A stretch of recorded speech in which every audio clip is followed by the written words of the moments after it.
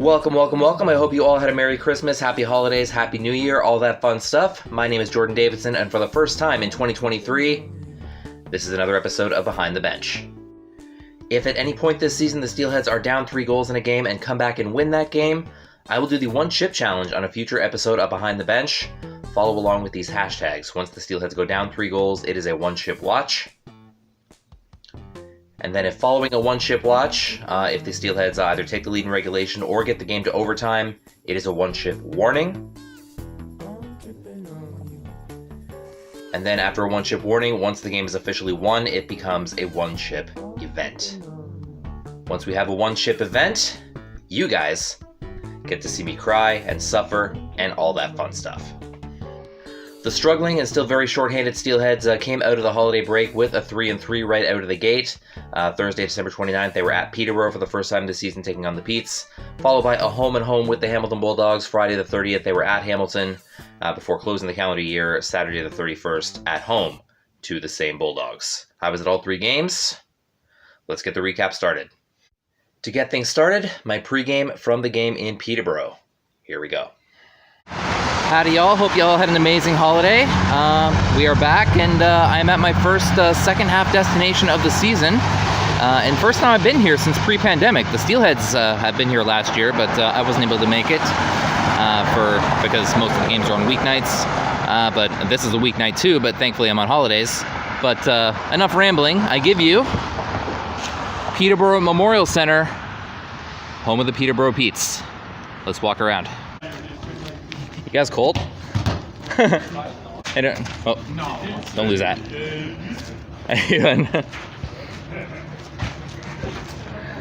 And the chariot that brought them here. Just grabbing a pizza before warm-ups. Get it? Pizza? Ah, shut up. One of the weird things, that is the section to my seat, but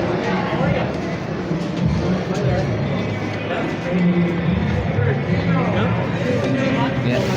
Oh, hey. Get out of here, right? Yeah. Yeah, it's kind of a shared pathway, so yeah.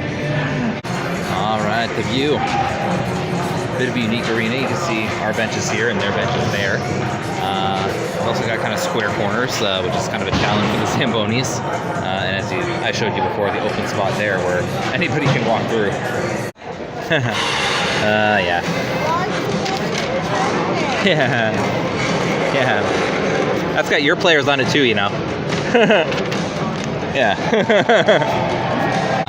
Over here you see the Petes are wearing some Christmas jerseys. They were going to wear them the game before the break, but that game was postponed because of the passing of KASPER. So they're wearing them tonight. I believe they're getting auctioned off after the game, and yeah. Come out here and get this view of the guys coming back from warm-up.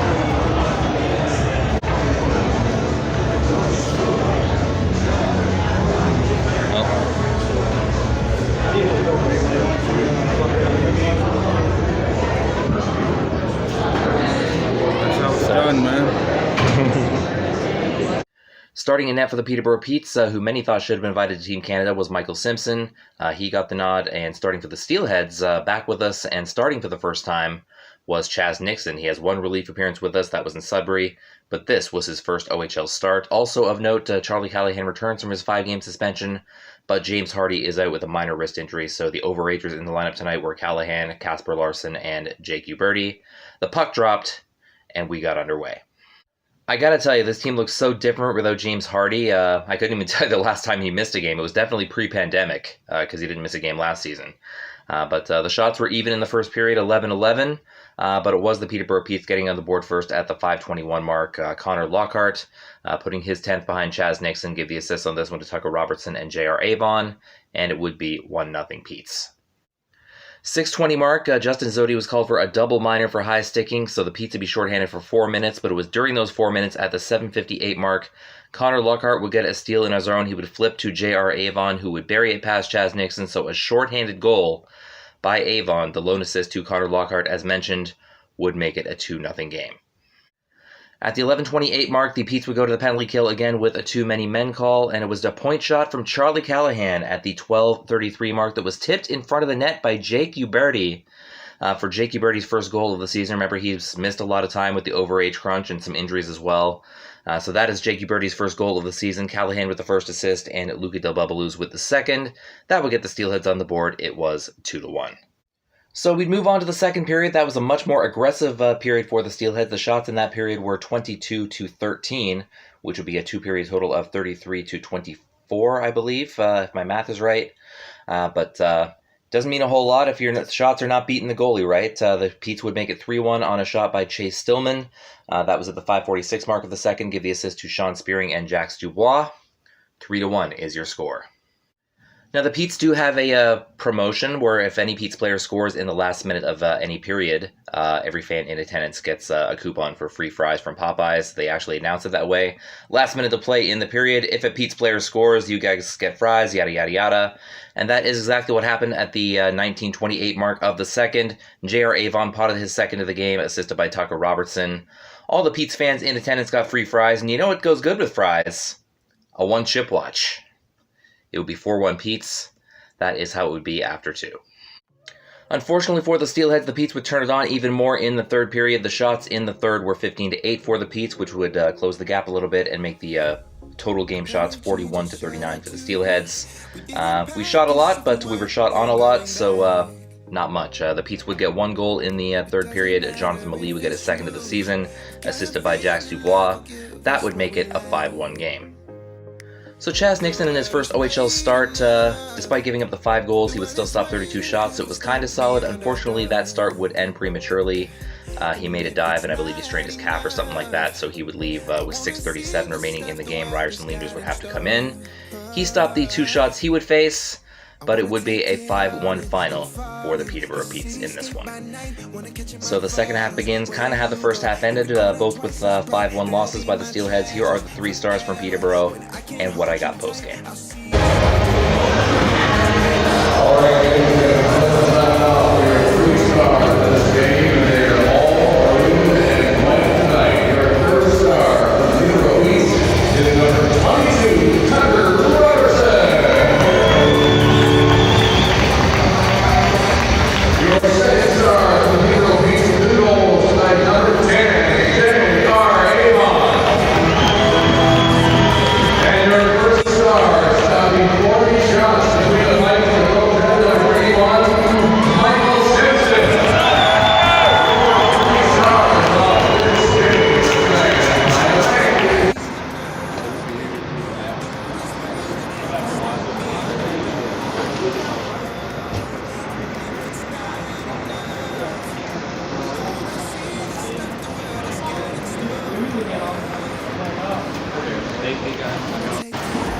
Whoa, not open on that side today.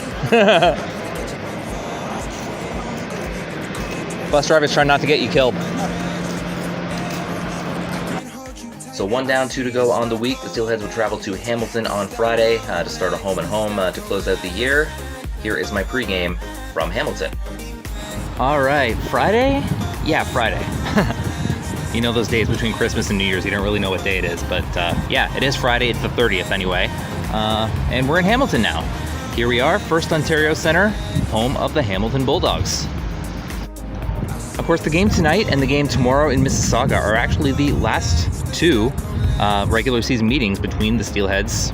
Speak of the devil. The bus just drove into my shot there, but anyway. They are actually the last 2 regular season meetings between the Bulldogs and the Steelheads, so barring a playoff meeting, yeah, this might be my last time here for a while. As was mentioned about a month and a half ago, the First Ontario Centre is renovating next season, so the Bulldogs, the Rock, and the Honey Badgers, who've already moved to Brampton as a result, will not be able to play here next season. So I don't know what they have lined up, if there's another place in Hamilton the Bulldogs can play, or they've also floated around Oakville, Burlington, even Brampton has been floated around for the Bulldogs as well. And I don't know what the Rock are planning, but we'll see. In the meantime, enjoy one more game here. One more walk up these stairs.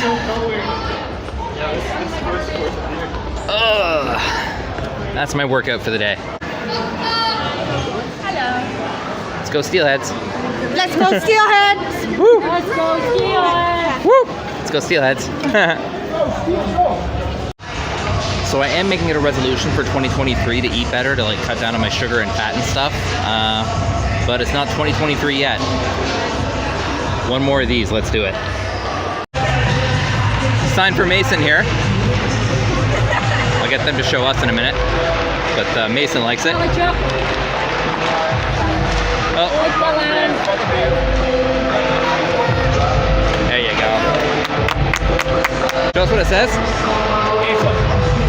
Oh yeah. Mason Zabeski is the best to eat.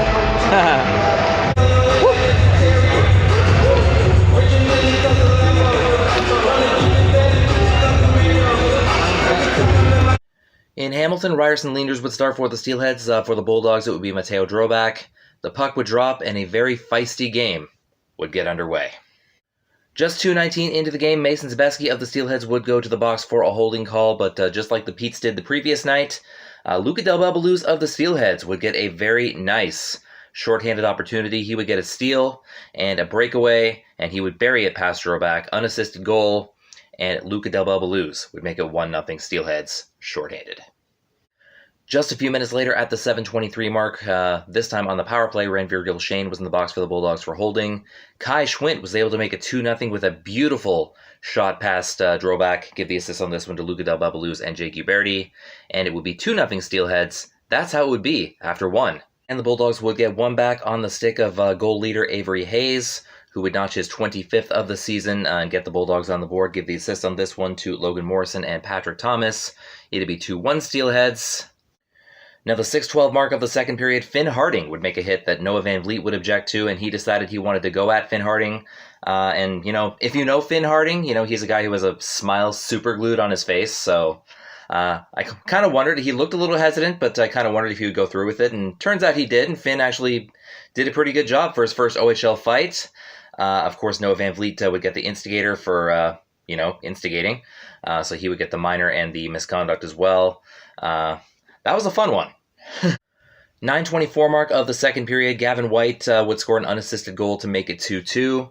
So we'd have a tie game at this point, but it was after that goal that we got a little bit more fun. They were lining up for the subsequent face-off, Jake Uberti and Florian Jacki against each other, and they were kind of jawing, and you saw the linesperson try to get between them a few times, and hey, stop, cut it out, yada, yada, yada. They kept going at it, and finally the ref decided, okay, both of y'all are going to the box. So a couple of minor penalties at that point, but they also gave Florian Jacki a 10-minute misconduct as well, so I guess he was doing most of it. But yeah, just a little bit of fun after the goal. It would be 2-2. It would be less than a minute after that, though, that the Steelheads would retake the lead. At the 10:03 mark, Owen Beck would come across to center and fire a bullet past Mateo Droback, give the assist on this one to Chaz Sharp, and Owen Beck gives the Steelheads back the lead. We have a 3-2 game. 17:19, Kai Schwindt would get whistled for interference. He got tangled up with a Bulldogs player. He didn't like the call. He thought he was the one who was pushed down, and I thought he had a case. I thought this would be the big thing I was talking about, but it would not compare to what was about to happen just a few seconds later. Kai Schwindt would go to the box, and we'd be shorthanded. 17:31, just 12 seconds after the penalty to Kai Schwindt, Owen Beck would make a beautiful open ice hit on Avery Hayes. That unfortunately, Avery Hayes would go down for a bit. He'd be fine, though. But the Hamilton fans did not like that hit at all. Owen Beck went to the box initially. I could see someone across from me yelling at Owen Beck in the penalty box. It was kind of profile, but it looked like he might have been, flipping him off. Everything went crazy off the ice too. The fans started getting into it. I got to read all this because there's so much. Let me see. Ryan Humphrey ended up getting a double minor for roughing. Xander Vecchia got a double minor and a misconduct. He got 2 for roughing and 2 for unsportsmanlike conduct. So Xander was done for the period pretty much, and as he was going down our tunnel, the fans started chirping him, and there was allegedly a spitting. I didn't actually see the spitting, but I think Tom Frater did, and he called for security. And yeah, everyone's getting into it. Ken, one of my subscribers, it was near me, and he got into it too. He was almost asked to leave, but he was just brought upstairs to talk for a bit, and yeah, I think that's what a lot of people saw on TV was Ken leaving and, all the craziness. I didn't actually see the TV because I was there, But Ken was at the game on Saturday as well, and that's what everyone was talking about when they came up to Ken. So yeah, Ken kind of became a little folk hero, I think. So in the end, while Ken was upstairs getting his talking to, the referees were reviewing the hit by Beck, and they decided not to penalize him after all. They did have 5 minutes on the board for Owen Beck, but they told him to go out of the penalty box. There was no penalty at all. They decided it was a clean hit. So the penalties that came out of all that ended up canceling each other out. There was the double minor by Ryan Humphrey, the double minor on Xander Vecchia. So the only thing that still stood out was the previous penalty by Kai Schwindt, so we were still shorthanded by 1. And yeah, that was one of the craziest things I've seen all year. On the ice, off the ice, it was nuts. You know, I've been a fan for a while, and one of the reasons I started sitting near the guys, especially on the road, was to take inventory of stuff like that. Like, I'm not a violent person. I'm not going to get in the middle of a scrap like that. Like, you know me, I'm not... When I get mad at people, I don't get violent, I get passive-aggressive. Like, I try to beat people with words. So getting back to the actual hockey playing, as I mentioned, we were still shorthanded after that by 1, the only lingering thing being the previous penalty on Kai Schwindt. And unfortunately, Hamilton would take advantage of that at the 18:35 mark. It'd be Avery Hayes who took the very hit that started all that. He would notch his second to the game, give the assist on that one to Gavin White and Logan Morrison. He kind of stared down the Steelheads bench as he flew by. It was a 3-3 game at that point. There'd be a little more fun before the period ended, though. Charlie Callahan and Jorian Donovan would get into a very, very spirited scrap. So spirited, in fact, that when Charlie Callahan went to the tunnel, you could see the blood like right between the eyes like that. It was somehow in that scrum as well, Jake Uberti and Cole Brown at the same time each picked up roughing penalties as well. So yeah, a wild second period. It would end 3-3. Now in the third, cooler heads kind of prevailed. I think you kind of saw this in the previous game, the school game that was in Hamilton a couple weeks ago too, with all the fighting. But it went into the third period tied, and I think basically they were concentrating on trying to get the win with, you know, and getting all their misconducts over with and stuff like that. So not much happened in the third period. There was one penalty called. It was Luca Del Babaluz for a hook, but nothing came of that. There'd be no scoring in the third, and we go to overtime. And in overtime at the 2:06 mark, it'd be Vecchia, Schwindt, and Larsen skating into the Bulldogs zone. A bunch of rebounds would ensue. Xander Vecchia would get the last one and win this game in overtime, a 4-3 final. How about that? Xander Vecchia getting the 10-minute misconduct and getting spit on, apparently, as he left the ice. And it was him who got the winning goal. So good for Xander Vecchia. Assist to Kai Schwindt got the primary one, and Kasper Larsen got the second one. What a game, man. What a game. Big win for the Steelheads. They needed that one. I think that was a game that kind of showed that, you know, even though we've been struggling this month, that we've still got it in us. And that was a game we didn't have Del Mastro. We didn't have James Hardie. Yeah. Not much to say about that one. Just a well-deserved, hard-fought win. Anyway, the guys were in great spirits after the game. Here is what I got post-game, including the 3 stars. It's time for the 3 stars of the game. As one of the members of the league, from your Bulldogs, number 13, AVERY.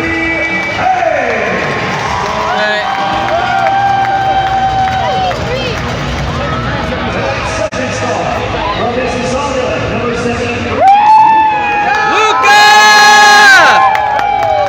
Columbus boy likes it. Yeah.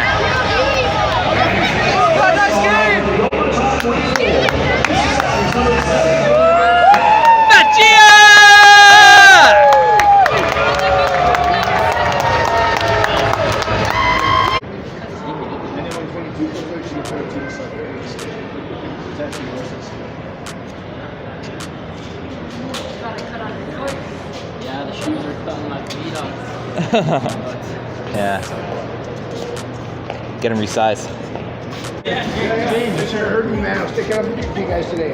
Yeah. I saw you. I was Oh, yeah. You got kicked out? Almost. Oh, I thought you did. Yeah. You got a return pass. Yeah. That was the head. Yeah. You all in one piece again? Oh, look at that bloody knuckle. Yeah, that's all. Yeah. Oh, well. Yeah. That was the head. Pretty good. No, Sid, it's not me. Hey, don't worry, Right. man. Hey, when that happened, I was like great. I was like, yeah. Yeah. And then tomorrow I'll be doing the same thing. Yeah. You know what? SCHWINDT 17 or somewhere, and then he shot 26. Yeah.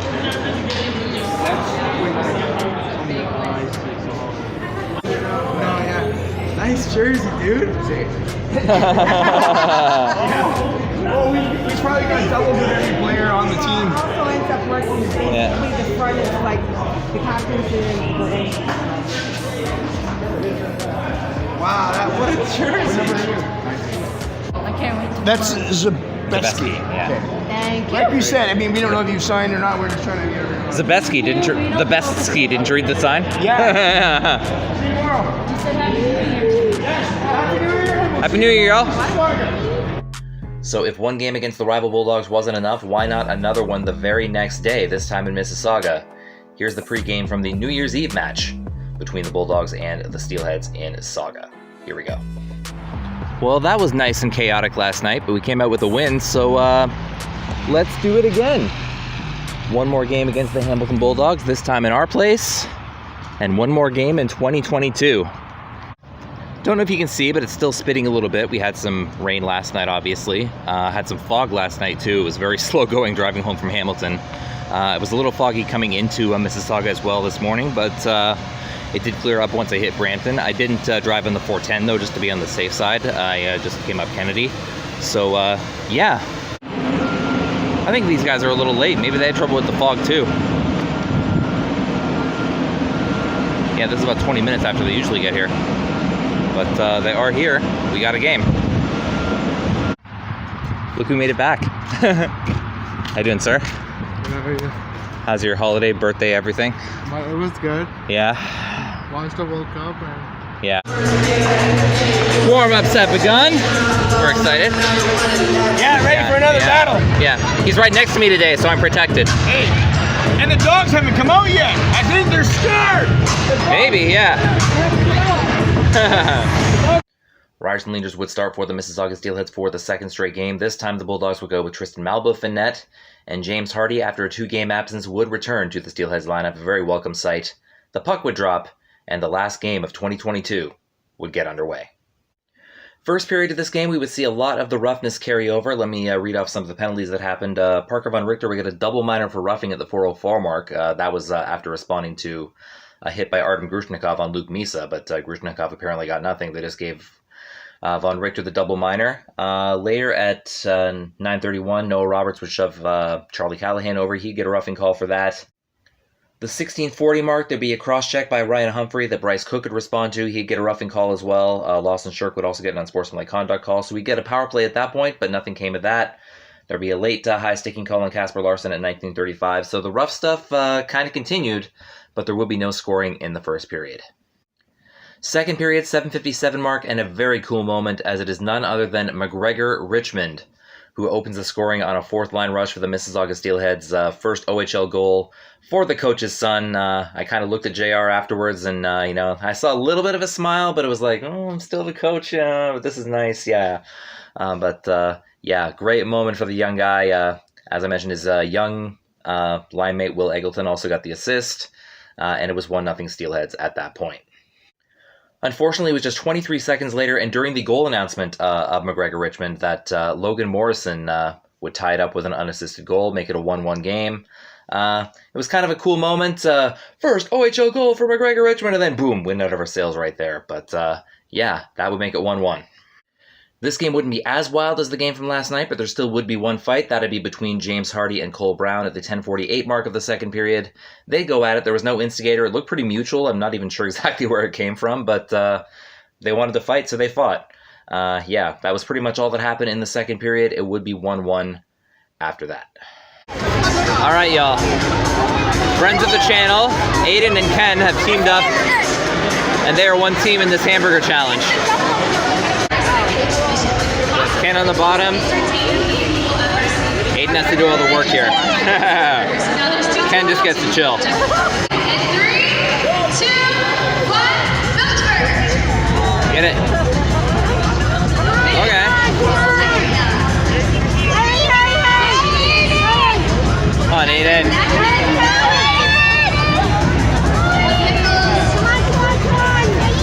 Go, buddy. right. Aiden's got that one pretty good. Oh, this guy's struggling. Okay. Aiden's in the lead. Get it. Go, go, go, go, go, go, go. Oh!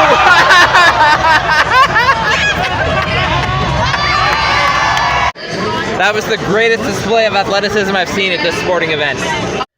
It would be in the third period that the scoring would start to pick up in a big way, though, starting with Gavin White at the 2:18 mark for the Bulldogs. He would break the tie, give the assist on that goal to Jorian Donovan and Logan Morrison, and we'd have a 2-1 lead for the Bulldogs. It would be very short-lived, however. Not long after that goal, Braden O'Keefe would take an interference call. That was at the 2:28 mark. And then at the 2:56 mark, James Hardie with a shot towards the net that would be tipped by Kai Schwindt. His second in as many games, his 8th of the season. Give the assist to James Hardie and Kasper Larsen, and we would have a 2-2 game on Kai Schwindt's power play goal. The Bulldogs would, though, take the lead again at the 5:43 mark, this time on a point shot by Artem Grushnikov. That would beat Ryerson Leaders, give the assist on this one to Logan Morrison, and we would have a 3-2 game. 7:35 mark, Charlie Callahan was called for tripping someone somehow without touching him. Some kind of Jedi mind trip or something like that. See, I told you I was passive-aggressive when I got mad at people. But it was on that power play that Lawson Shirk would make it 4-2 Bulldogs, give the assist on that goal to Logan Morrison and Gavin White. And we'd have a 4-2 Bulldogs lead. Steelheads did make it a game, though, near the end of the third. There was a nice little rush. Misa got a chance. Beck got a chance. Bulldogs stole it, but James Hardie stole it right back and was able to put it through, make it a one-goal game. It would be 4-3, unassisted goal by James Hardie, and we'd have a chance. It was not to be, though. The Steelheads would pull Leanders, and the Bulldogs would get a 2-on-1 opportunity that was kind of unofficially assisted by a linesman after it hit him in the middle of the ice. Steelheads were not too happy about that. Charlie Callahan actually got a misconduct for abusive official. I say that with quotation marks. He was not a fan of the officiating tonight, that's for sure. But it would end up as a 5-3 Bulldogs final. A game that would have some great moments, but not a win for the Steelheads. Here are the 3 stars and what I got post-game. All right, fans, here are the 3 stars of the game presented by Pro Hockey Life. Raise your game. The third star from the Steelheads for his first OHL goal, number 78. All right, well earned. Well earned. Here we go. Second star from the Steelheads for the goal of 1 assist, number 14, James Hardie. Atta boy. And the first star from the Bulldogs for the goal of assist, number 9, Logan Morrison. Yeah.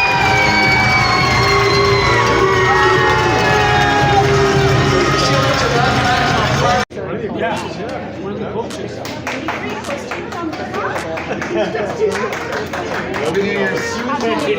Hey, everybody.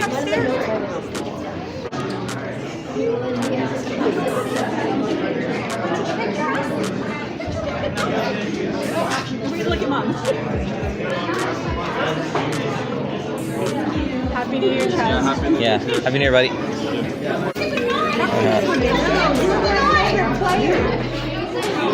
Yeah.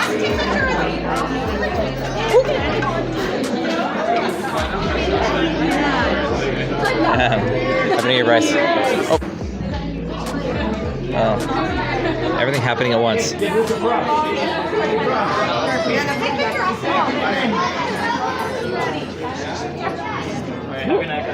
Happy New Year. Yeah. Oh.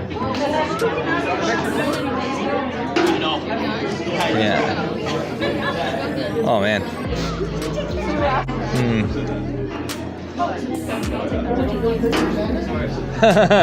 Hey, yo, get over here. Come here. Come on! Sorry.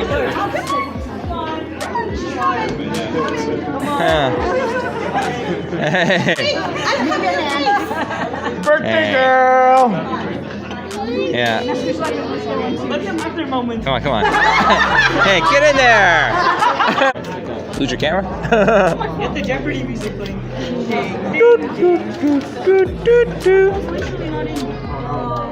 Oh, is that? Okay. Crisis averted. Now the pick.